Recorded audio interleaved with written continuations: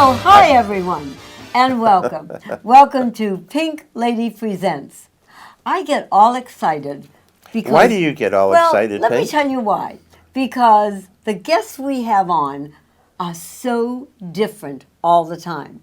I mean, we have people from corporations, and we have stars, and we have singers, and we have people who dance, and people who play instruments, And people from South Africa, from France, right, and from everywhere, China. and women and veterans who are major generals. I mean, we even had Ruth Wong, who is a brigadier general. A brigadier general, Right. woman. So today, They have women that are brigadier quiet. generals? Okay. So today, I am so happy because I have a friend on as well, and he is a specialized, unique, related marketing gentleman, Larry Deutchman. Hello. Hi. Welcome, Larry. Thanks for having me. We're Well, happy to have you. I have to tell you first that we know Larry and his lovely bride, Donna, and we'll tell you why later. She's been a guest on the show. Right, That's- and you've met her for Homes for Family, so we're going to talk about that afterwards. But right now we're going to concentrate just on you for a change, Larry. Okay. What is a specialized, unique, related marketing writer, producer, and marketing creative executive? Woo! And you only have 7 hours to answer that question. Yeah. Okay. I hadn't planned on that. Yeah. Well, I mean, essentially what I do is take unique approaches to addressing Everything. different, yeah, Social yeah, issues even. exactly. Right, that's what I've yeah, been reading. Exactly, and so it runs the gamut. I once put the world's largest seatbelt around the I Hollywood know, I sign. was going to ask you that. What do you tell everybody about Okay, that? well, sure. That It is was so cute. We did this event called Buckle Up Hollywood, Right. and we had to hire repellers. We had fabricated this gigantic seatbelt. We had to get permission from the neighborhood associations right. in the area of the Hollywood sign. Right. It was actually the very last time that somebody was allowed to do a publicity stunt with the sign because the neighborhood was cracking down. Yes. But Traffic. because of the cause, Right. they allowed us to do it. So we had these repellers that were Now, on the repellers are people that... yeah, people that Okay. repel. Yeah, exactly. And what they did was they got on the back of the letters of the Hollywood sign, and they rigged the thing up so that it rested across the top, but you couldn't see it. Oh. And we had on the hillside, up way in the foreground, we had about 24 celebrities all on bleachers, and they all yelled in unison, "Buckle Up Hollywood," and honked a car horn on a steering wheel. And at that signal, the seatbelt dropped in front of the Hollywood sign, the repellers, and tied it off. Oh, my... And that's where it stayed for the balance of the day. I love that. That was very creative. Yeah, and it was a lot of fun. It really was. And, we even the day before did a trial run with the thing. And so it was definitely getting a lot of, strange attention on, on KNX on the radio news. Right. What the heck is going on up there? But it was really a fun event to do. Well, That's great. how did you begin all this? Where was your beginning? As a young man, you went to college. Yeah, and To study what? to Besides girls. I mean, that's where you go. Girls go to study boys, boys go to study girls. Yeah, well, I met mine in college anyway. But Oh, you met Donna? Yeah. Oh, I love that. Okay. We were engaged before we graduated, but what happened was I went to college for communications and film. Okay. And when I graduated, we moved out here to L.A. Where were you? We had been in New Jersey.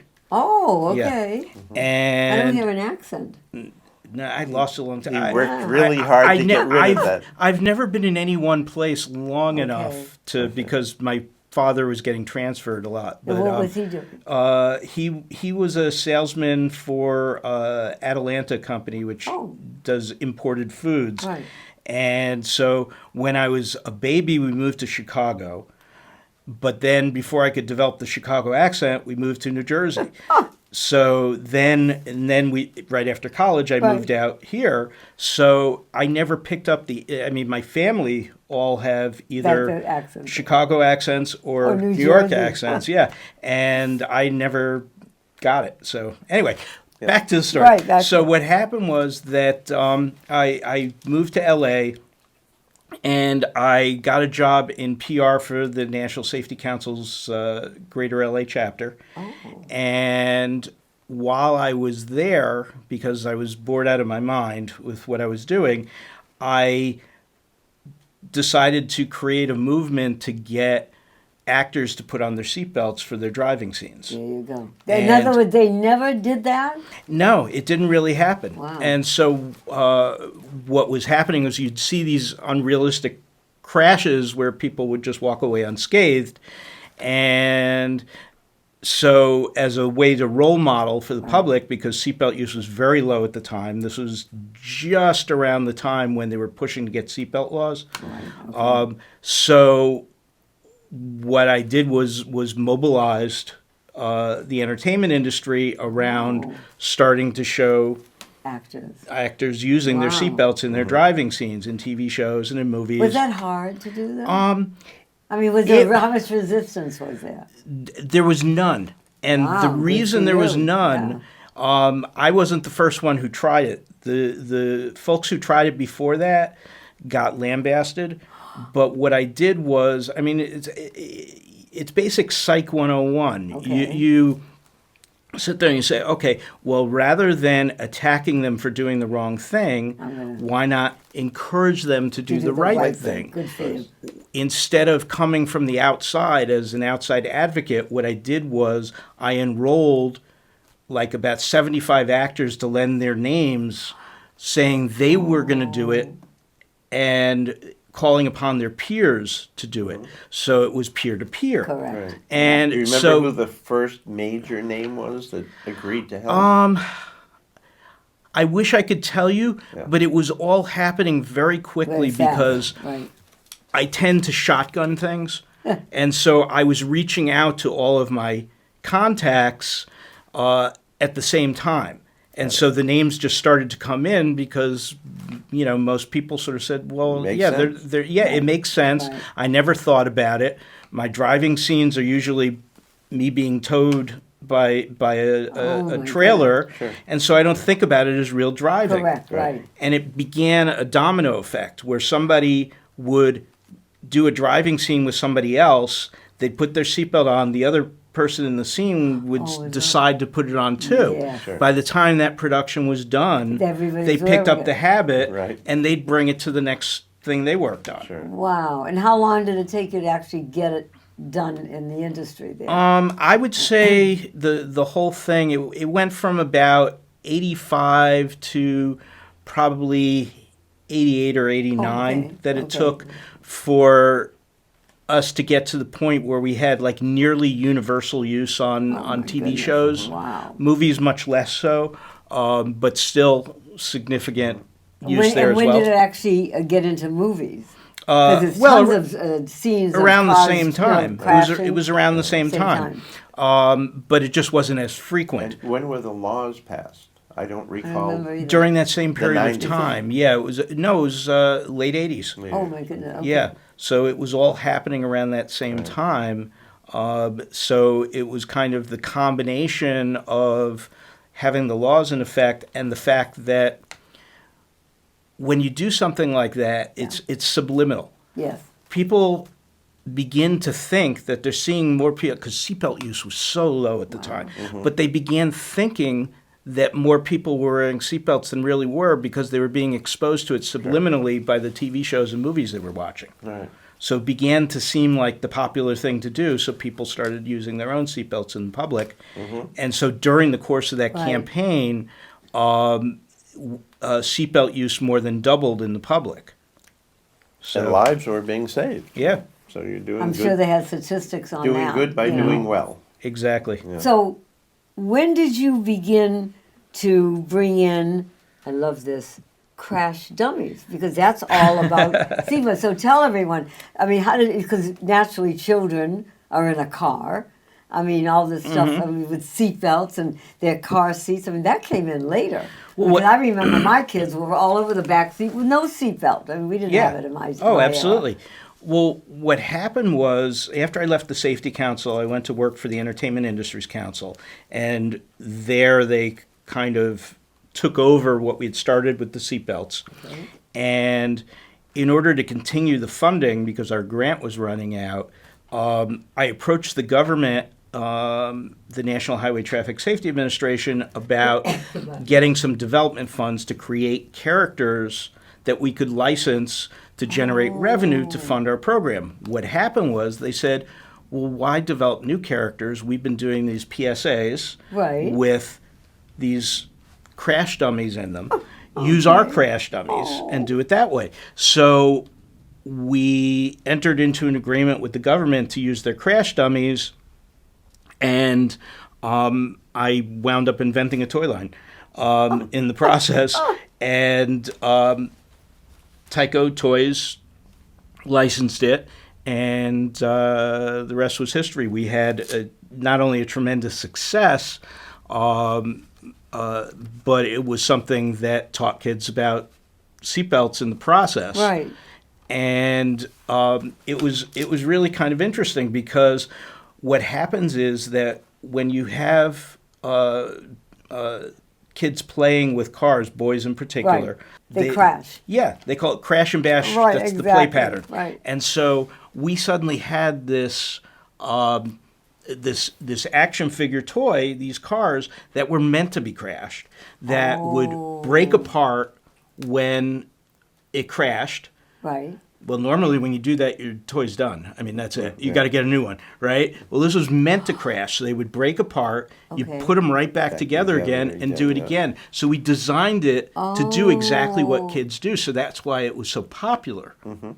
And So then wait a minute. So before, when they crashed, it broke, and that was the end of it. Yeah, Throw it away exactly. and go get another one. Ah, Which was okay. better Yeah. for the manufacturer, Well, Yeah, but not for their lives. exactly. Well, and yeah, but mom and dad are really ticked off. Right.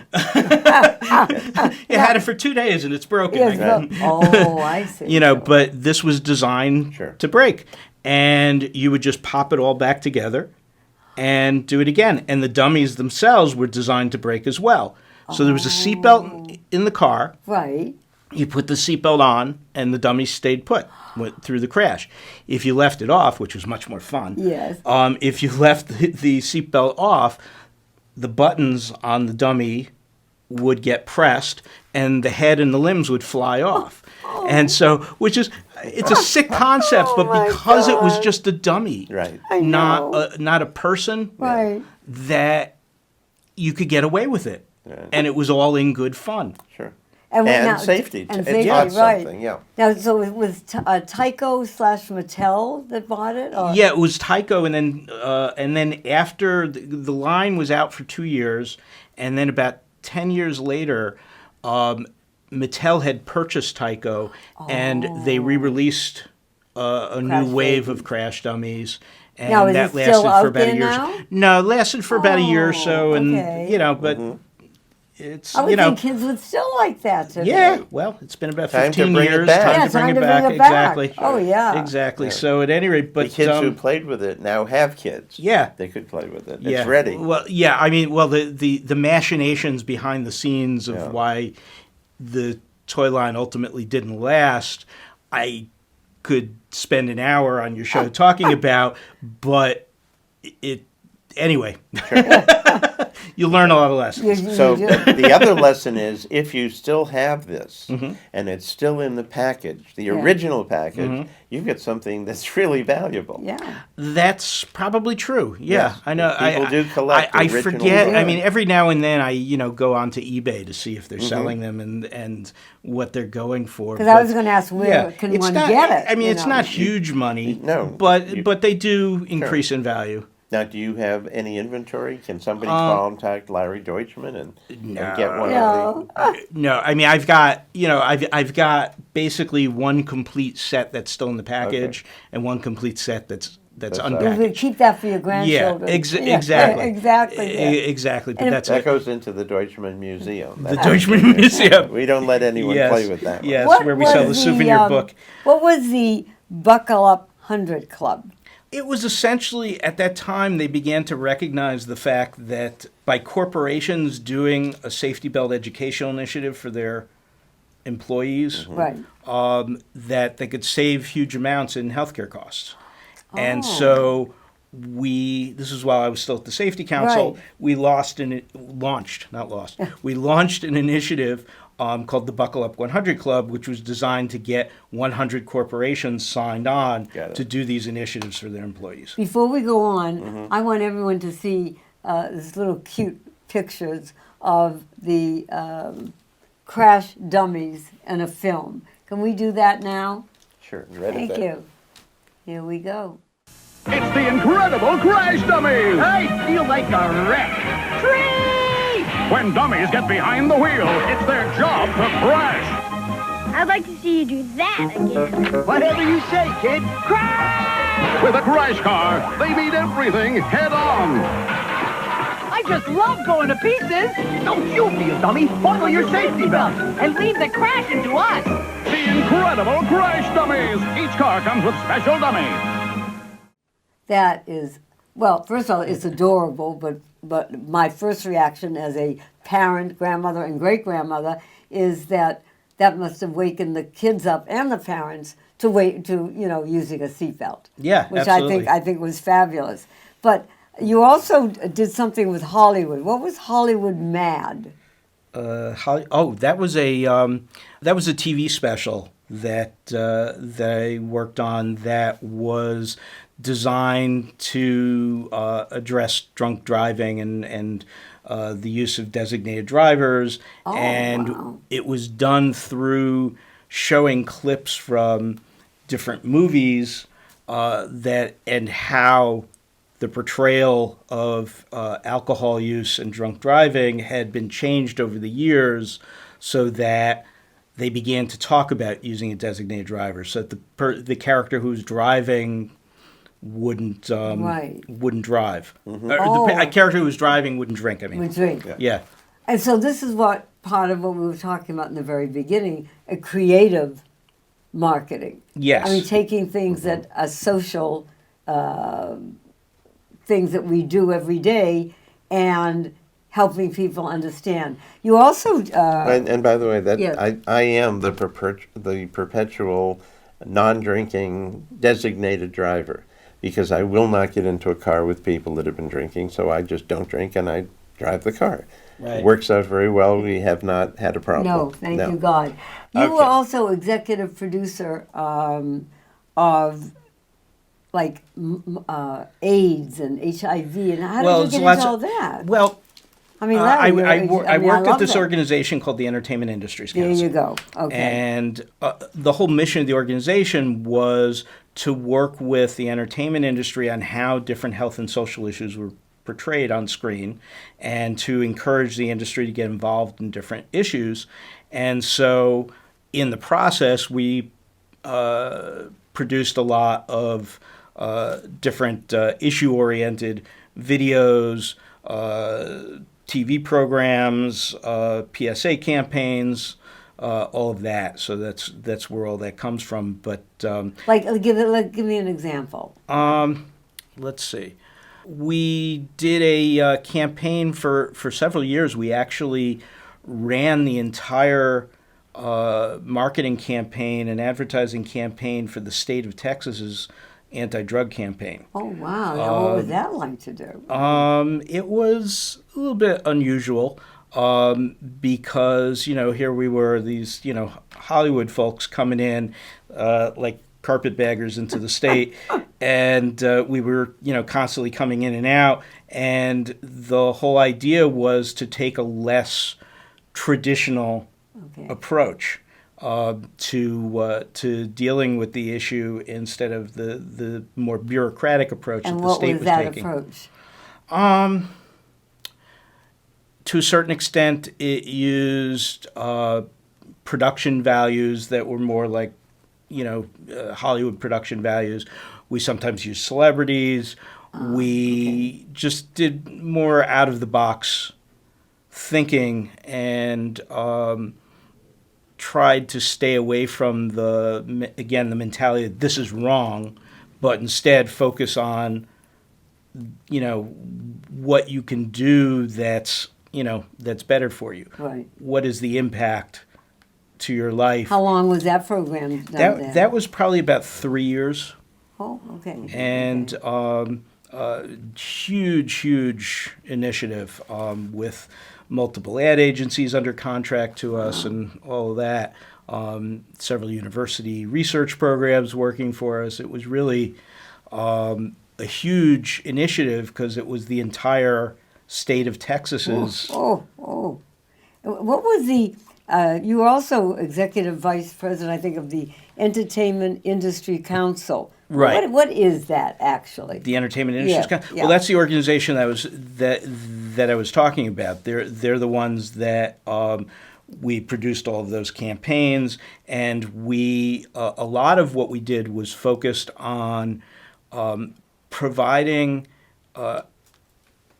creators from the entertainment industry Okay. with accurate information on different health and social issues so they could portray it more accurately in their films filming and and TV everything. shows.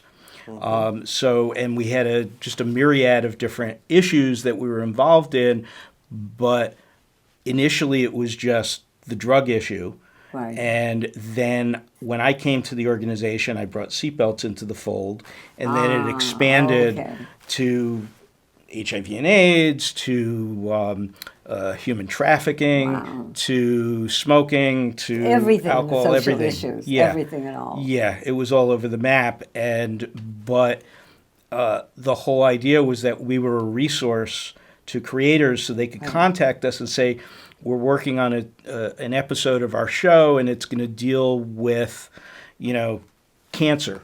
And can you find us an expert we can talk to get it right?" Because So you're like a contact. a conduit broker for those kinds of things, and because there are studies that have shown that most people get their health information from watching TV, and which is scary. Yes, it is. Nowadays, But- they get all their information from watching TV, unfortunately. Practically, yeah. But because of that fact, we wanted to try and help the entertainment industry do so accurately so that the message that the public is getting is one that's correct and not leading them down a path of, To nowhere. It seems like a natural synergy because the whole advertising industry is to convince people to think a certain way.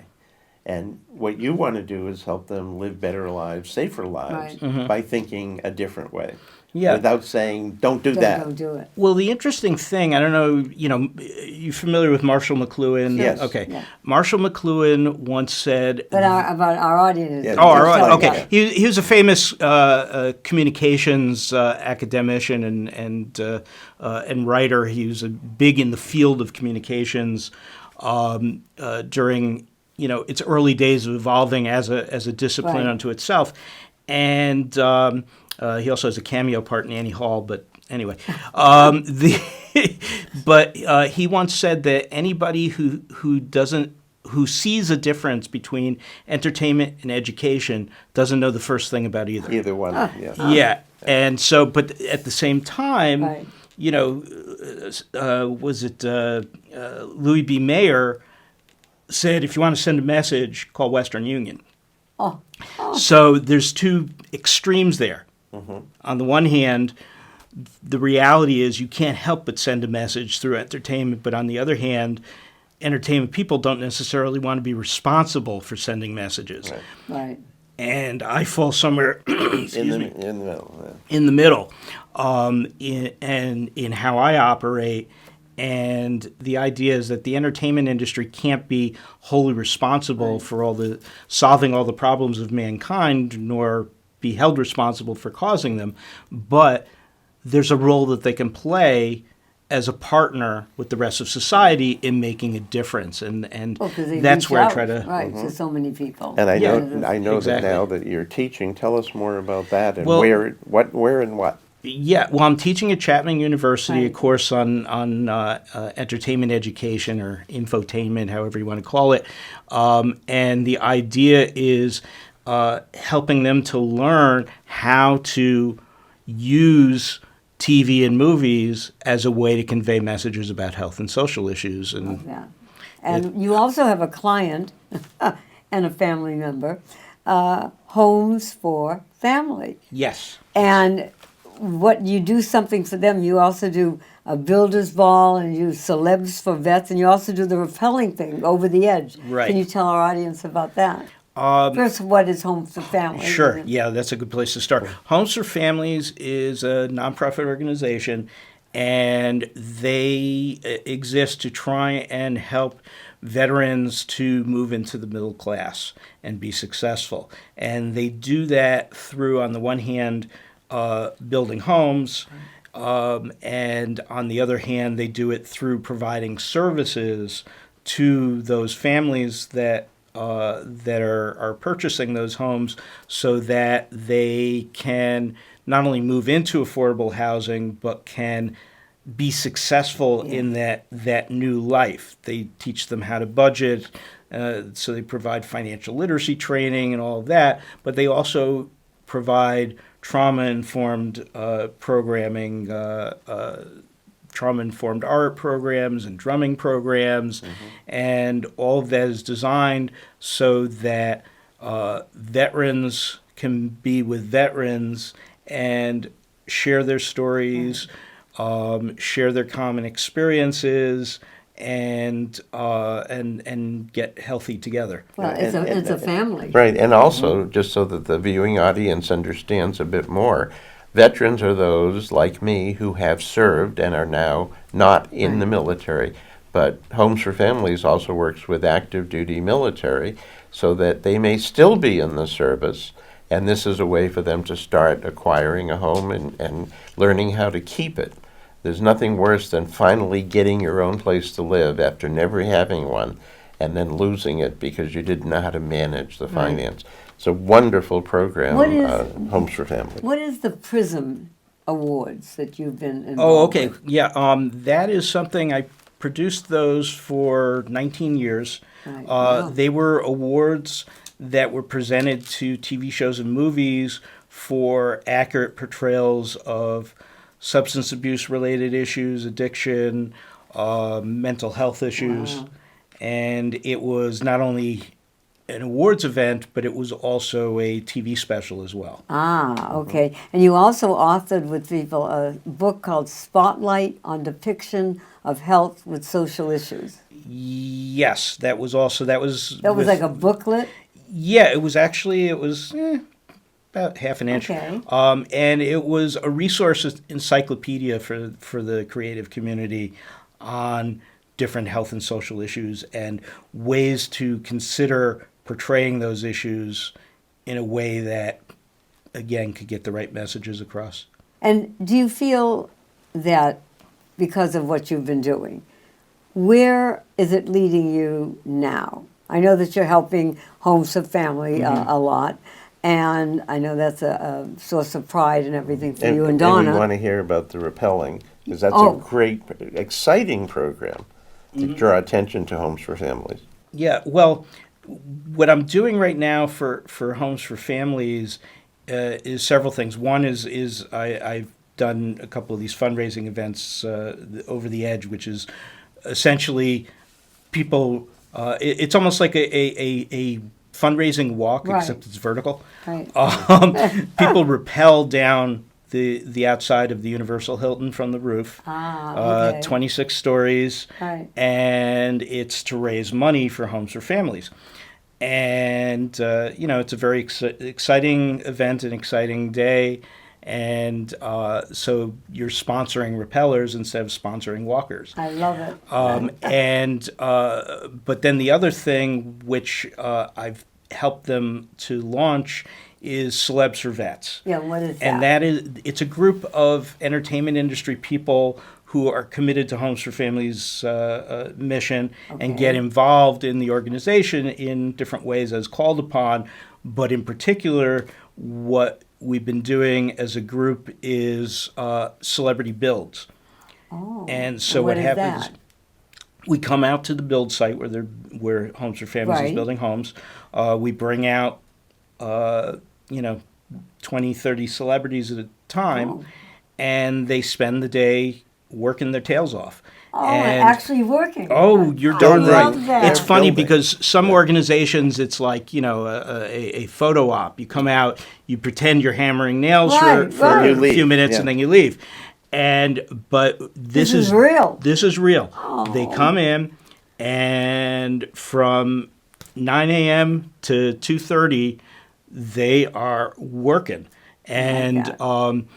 anything from, hammering together, framing Right, houses, right. to doing finished carpentry work, to mixing concrete and pouring driveways.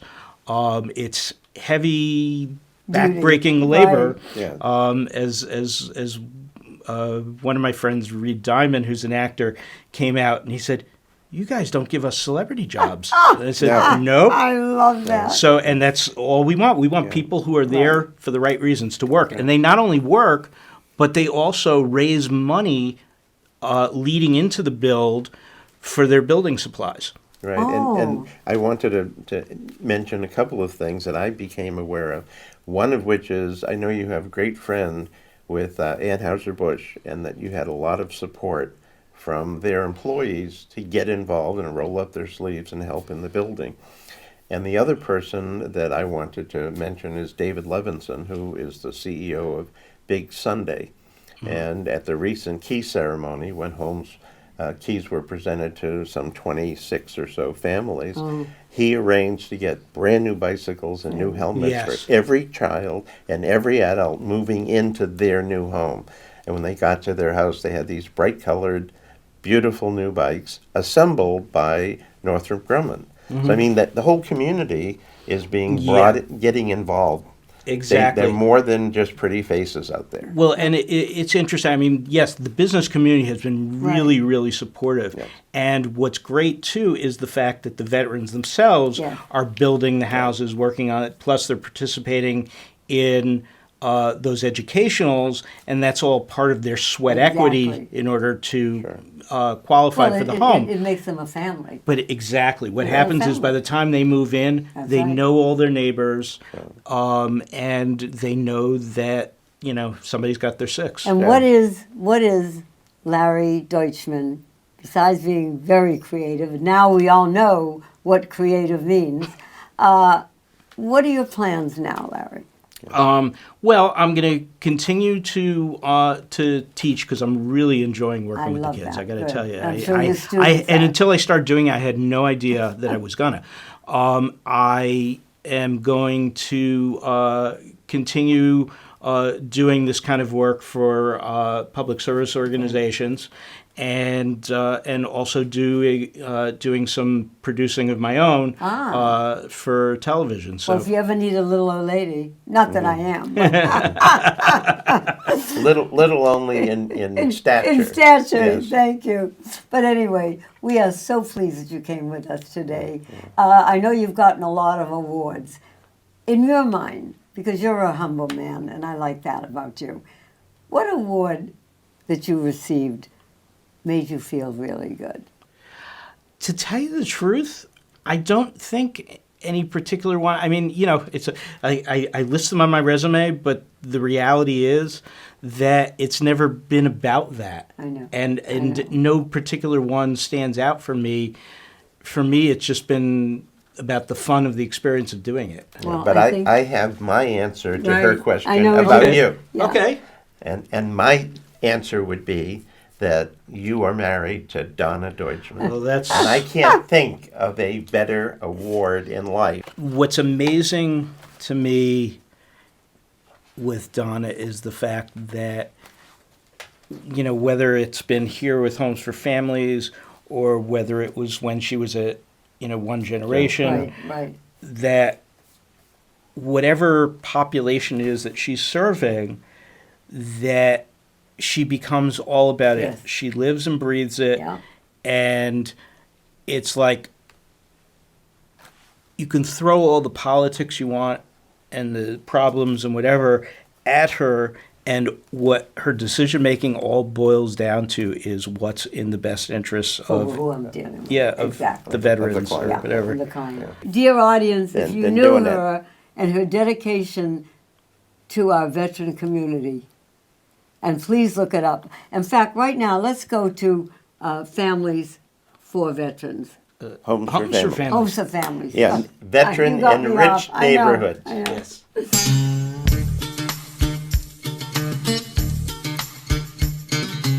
We're here building homes for veterans. It's an extremely worthy cause. I think one I'm really proud to be a part of. It's part of what we do as Americans, that we take care of each other, especially for our military families. At the very least, they should have a home and some food and, a good place to live. Owning your own home, it's so important, especially, you've got a family, you need to feel grounded. And it's amazing, these people they've sacrificed a great deal, for our safety and for our freedom. And it's nice that they can have a little safety and freedom and, a home of their own. Our veterans obviously give more than any other kind of citizen. I think they're willing to put their lives on the line, and it seems that when a lot of them come home, they don't get looked after in the way that they should. They're not honoured in the way that they should be. And so to do something like this is just a nice thing to be able to give back. I've always had a good place, a deep place in my heart for anything that we can do to help them out. All my uncles, everybody was in Vietnam, but they're all veterans as well. And they didn't always get the help that they needed. So, I'm very apt to do anything that I can to help facilitate that help. I just really believe there should never be a sentence as homeless vet. I feel like we should take care of them. These people have been willing to give up their lives for strangers, for our country. I come from a family that's very passionate about low-income communities and about making low-income communities beautiful.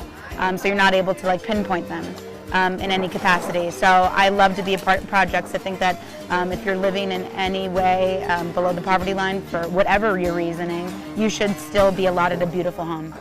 So I think it's important for the people that are volunteering today to take something away from this. They're taking away, a sense of giving. They've given back to humanity, society, an individual family, which is great. We got to meet one of the veterans whose home we're working on with this program. So that's cool that they got to look somebody in the face and say, look, I'm going to help you get into your house. And that person was able to look them in the face and say thank you. Homes for Families is a really amazing organization because not only is it giving vets houses, it is allowing veterans to have communities with each other. I mean, this entire community is all veterans. It's all people who have had similar experiences and therefore have a support system built into their home community.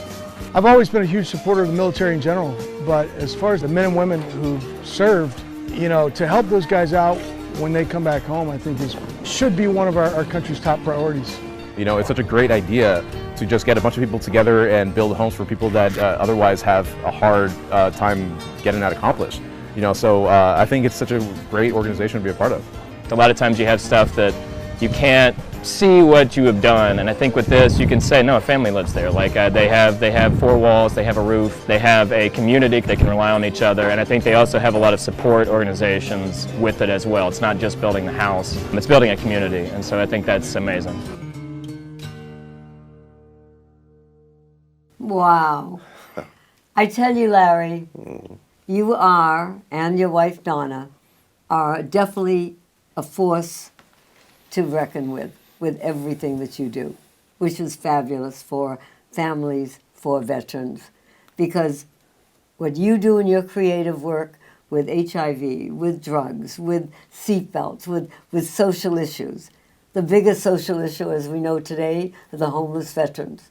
And giving a veteran a helping hand who is out there that wants to do good and wants to have a home with his family.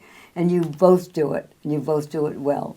So I think our audience, Dove and I, we wish you both the biggest success. We'll help. I'll even do screwing a knob. I mean, I'll do it. She actually has a pink hard hat. Yes, So and I she did. does- I she got shows that. up I got and that. wears it when she's working on a We've house. got a women's build coming up. Yes, That's right. So you know what? I'm going to be there.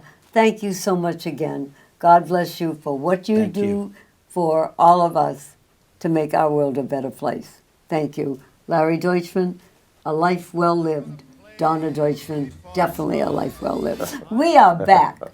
We're back because, as you know, in our shows, we have lives that are well lived, be they corporate executives, doctors, nurses, performers.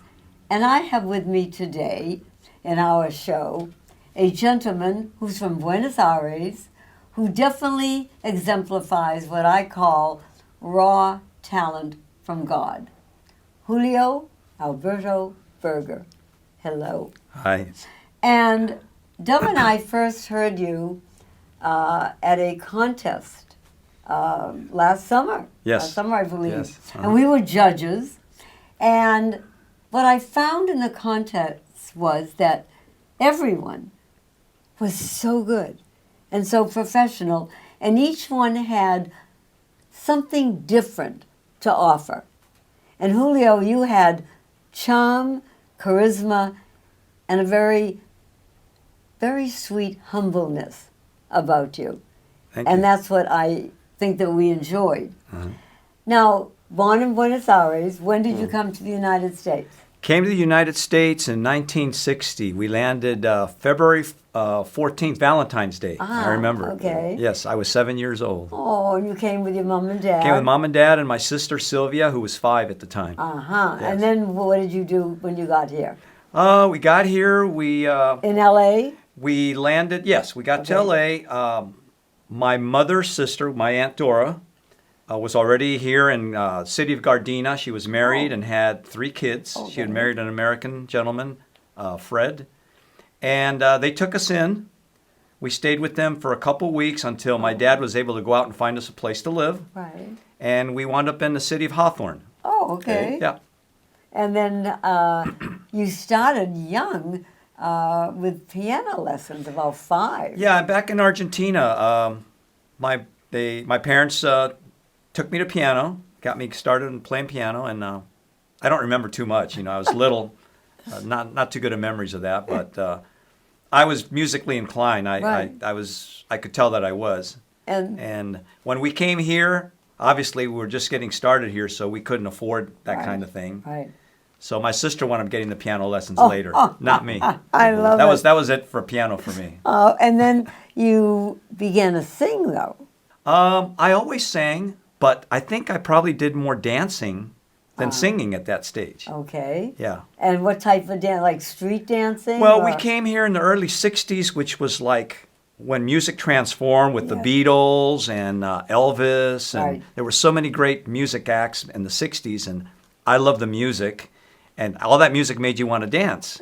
That's true. And we would hang out at the park and recreations, the Eucalyptus Park it was called. Oh. And they were having this citywide contest for dances. You were like 12, I think. I was 12 or 13, and my sister's 2 years younger. So we were already doing the twist and the mashed potatoes and all that stuff. The mashed potato. But we was were like good that, at it. yeah. We were good at it. So And well, which one did you win with? we won the mashed potatoes and it was a dance called the trip. Which I couldn't tell you how to do it if I tried. Yeah. But we lost the twist. We won the mashed potatoes and the trip. So we won Really? 2 out of 3. So now, so you went from piano to dancing, and then, I don't know where this came from, you started to play pool. I mean, it's like, wait a minute now, what kind of journey are we on? I'll tell you where the pool came from. Yeah, tell We me. would go to the park. Okay. And I think just about every kid played caroms. Remember caroms? No. It was a square board, and they usually set it on top of a trash can. Yeah. And you had sticks and little caroms, and you shot them into the pockets. I don't remember There were that. 4 Do you? pockets on a carom table. Oh yeah, it was popular. Maybe it was a West Coast thing. I was East Coast. Maybe it might have been a West Coast thing. Okay. Oh. But from caroms, I knew I had the hand-eye coordination. Okay. So pool was just a step up from caroms for me. Okay. Yeah, That's that's what it right, was. because you have to, what? Yeah, hold you're the hitting a little round thing, what's called a Right, carom, right. with a wooden stick, and you're hitting one into another and shooting it into a pocket. Which is pool. That's just like pool. Yes, it is. See, I don't have good eye-hand coordination. I know that. Yeah. Actually, a cute story. I took up golf. Someone told me that was good exercise to maintain your weight and stuff. Sure. And I think I had like 3-4 lessons. The nicest golf teacher, and he looked at me and he said, "Pink, you're adorable, full of personality. I love you. Maybe you should take up tennis." So I go, okay. So I bought a cute little tennis outfit, cute little racket and all that, and I took up tennis. Great teacher. About 4 or 5 lessons after, takes me, gives me a hug, and he said, "Pink, you are terrific." I said, "Oh yeah," and I thought he meant my, swing. And he said, "I really think that golf is what you should do." So I knew that I was not coordinated in that sense at all. So, but that was me. But And so you became a theatrical impresario, and you told everyone else what to do. Exactly. Sure. So it was much easier that way. So here we are playing pool. Now, did you win any prizes at pool or money or contest? Well, when I first started, I was only, I was probably 13. 14. 13, 13, 14. And no, I got into, my dad signed a permission slip so I could play in the local pool room. Okay. And Why? How old did you have to be to do that? Probably 18. I would Probably, yeah. If you're under Really? 18, they wanted permission from your parents Oh, I that you did were not allowed know to come that. in there and play. Right. At least Oh. this pool room did. Yeah. Right. Yeah. So my dad okayed it. Oh. I started going in there, and pretty soon I got good enough to start playing all the good players in there. Oh, wow. And then money became an element of Yes. it, which is usually what happens in pool and golf too. They gamble at golf too. Oh, sure. Wow. So And I didn't how get long- into the tournament scene much later. Okay. Yeah. Okay. And what age were you then when you got in? When I got into the tournament scene, this is in the 90s, so I'm already in my 20? late 30s, early Late 40s when I start playing tournaments. Oh, wow. Yeah. Okay. And how did you do then? Well, I was pretty good. I won my fair share. Okay. I actually have, I should have brought it. I have a periodical that was, you know how certain clubs and things or sports will have periodicals Yes, published? right. Well, they would keep track of what was going on in the pool world in Orange County. Oh. So the tournaments I played and made it into this newspaper, and I had like a really good run of a month where I think I won like 4 or 5 tournaments in a Oh, my month. goodness. Good for you. So I was playing pretty good. And then when did you go back to dancing? Well, I always danced because I married a dancer. Okay. So we even when we had our kids, we always found a way to get out and dance. Now, I have to, because you just glided over that. I'm going to stop you right Yes. there. Because my dear friends out there, Julio just didn't marry a dancer. He married a mud wrestling beautiful lady, and he at that time was a male exotic dancer. Yes. So now, first of all, what is a male exotic dancer? I mean, is it like a pole dancer? No, it's basically probably the equivalent of what you think of as women doing that type of thing. Right. Only it's guys doing it for the ladies. I love that. Chippendale kind of Yeah. dance. Oh just my like- goodness. And she was actually doing mud wrestling? Yeah, the God, girls I would got- come out and they would do a little dance thing first. Yeah. And then their clothes would come off down to a bikini. I love it. And they would enter the mud wrestling ring in bikinis and they would wrestle. Oh my, I could never do that, the hair. The East Coast version of that Yeah. was Jello wrestling. There you go. Oh my. They had mud wrestling and Jello wrestling. So that's how you met her? Yeah, I actually saw her mud wrestle, I think, only once. Uh-huh. She came to my shows, and that's how we met. Oh my. And that's a story there. Yeah, what's the story? You want the story? All right. Yeah. I'm up there performing, and so she decides she's going to tip me. and my wife, she wants to put on a little performance of her own. Well, yeah. So she decides to tie a dollar bill to a pair of crotchless underwear. Okay. And she puts that down her top, and she comes up to tip me, and when I take it, there's this pair of underwear hooked up to this dollar bill. Okay. So at the end of the show, she comes back with the pretext that she wants to get her underwear back. Oh, and that's I how love we it. met. And 36 years later, Yeah. I think that's that's adorable story. How many children do you have? We have 2. You have 2. Yes. Well, as I said, you also had the journey that you do. You also sold cards. What kind of cards did you sell? I still do. There's a story to how that business got started. Okay. We sell collectible trading cards, and that business started early 90s. The Ninja Turtles were really popular. Yes. The Teenage Mutant Yes, Ninja Turtles. right. Extremely popular. And they were selling trading cards of them at Toys R Us. Yes, right. So I decided to put the collections together for my kids. So I put these Ninja Turtles collections together for the kids. And I thought, these look pretty good. I wonder if I could sell these to other people. And I worked in a grocery store. I worked in Santa Ana. There were tons of employees with children there. Right. So I had my cards and binders all nicely made up, took them to work, and sold over $300 the first day in collectible trading cards. Oh, my goodness. Wow. So that launched my business. But it was fun. It got me out of the grocery business. Yeah, you were 25. Because I'd had 25 years of that was enough. Which And I'm you're still doing today. that. Yeah. I think that's fabulous. Well, you also had a midlife crisis, but not, I don't know whether you did, but you had a band, midlife crisis band for 5 years. What instrument did you play? Midlife Crazy. Crazy. Midlife Crazy. That's even better. I love it. Okay. We were called Midlife Crazy. They're still together, that band. Well, what did you play? Piano now? No, I was just a singer. I was the front man. Oh, I left for 5 years. Yeah. Where were you guys? Out in your area? Yeah, out in Orange County, we did car shows, we did weddings, receptions. We played at I think we played at the American Legion. Good for you. Those type of things. Yeah. I mean, you see what I mean, everyone? I mean, it's like from piano to pool to singing to dancing to exotic dancing. Not just dancing. Right, exotic dancing, yes. Well, I think all of us are ready, Julio Alberto Berger. I love to say your name. It's a great name. To hear what I love about you is that voice of yours. So Right. we will be right back for your enjoyment, Julio Alberto Berger. We're back. I'm back with Julio Alberto Berger. Love that name, as I told you before.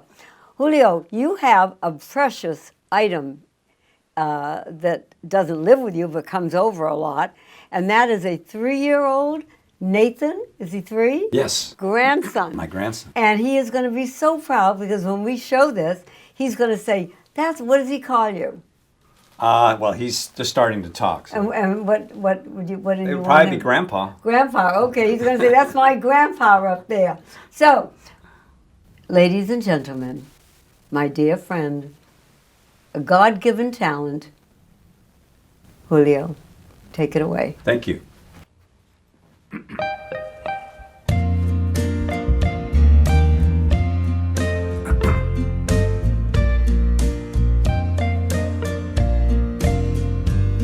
If it brings you happiness, then I wish you all the best. It's your happiness that matters most of all. But if he ever breaks your heart, if a teardrop ever starts, I'll be there before the next teardrop falls. Si te quiere de verdad y te da felicidad, te deseo lo más bueno para los dos. Pero si te hace llorar, a mí me puedes hablar y estaré contigo cuando triste estás. I'll be there anytime you need me by your side to drive away any teardrops that you cry. And if he ever leaves you blue, just remember I love you, and I'll be there before the next teardrop falls.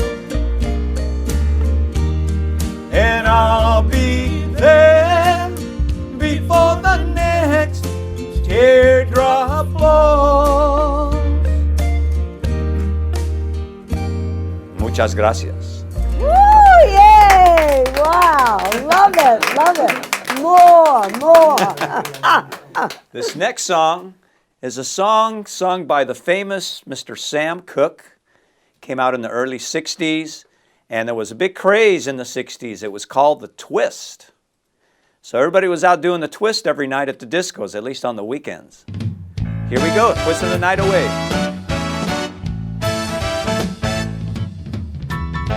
Let me tell you about a place somewhere up in New York way, where the people are so gay, twisting the night away. Here they have a lot of fun, putting trouble on the run.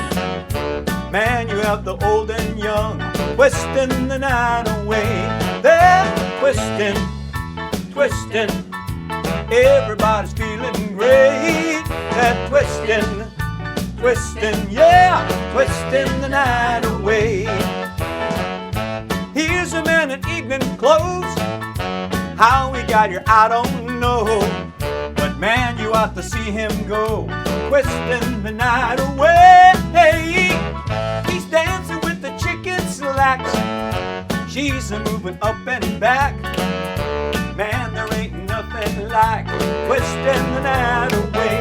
They're twisting, twisting, everybody's feeling great. They're twisting, twisting, yeah, twisting the night. Let's twist a while, lean up, lean back, lean up, lean back. 1, 2, 3. Now fly, now twist, yeah, twisting the night away. Here's a fella in blue jeans, he's dancing with the older queen, who's dolled up in the diamond rings, twisting the night away. Man, you ought to see her go, twisting to the rock and roll. Here you find the young and old, twisting the night away. They're twisting, twisting, everybody's feeling great. They're twisting, twisting, yeah, twisting the night. One more time, lean up, woo, yeah. Lean back, lean up, lean back. Clap your hands, kids. All right.